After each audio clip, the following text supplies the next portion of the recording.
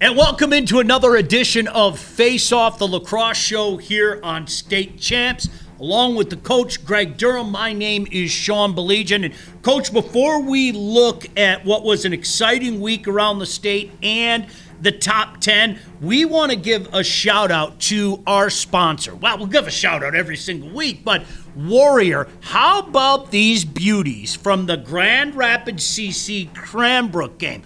Look at those gloves. Look at those beautiful chrome helmets. Coach, Warrior leading the way once again. Yeah, great company. Been around for Michigan a long time. Created by a Michigan guy, and they continue to do well. No doubt about that. Speaking of continuing to do well, cheesy radio segue, how about the two top teams in our rankings? What a weekend for number one and number two, Coach. So I was at both CC games, and then I was watching some of the Rice stuff.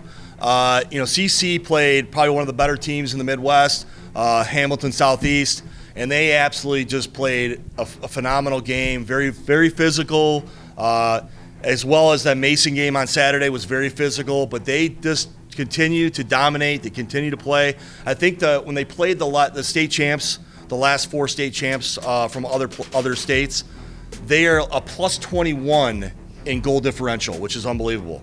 Brother Rice also played two really good teams. They played Dublin Jerome and HSE as well, and they beat both of them by one, but they're good games, and Rice is kind of, they're coming back here. They're climbing and doing well, and then they haven't really lost, too much other than the CC game. So let's look at the rest of the top 10.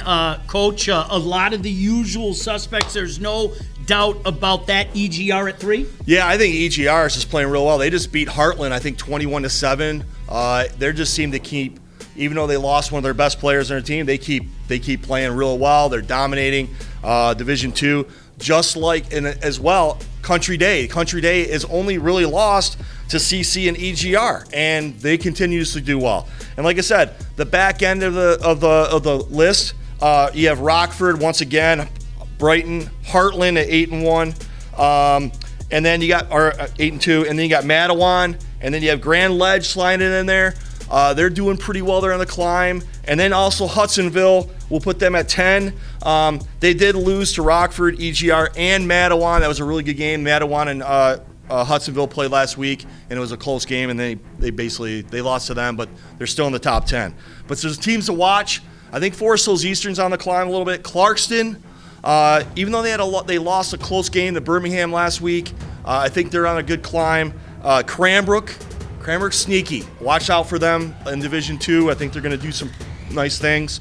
And then Caledonia and Hazlitt are also on the rise.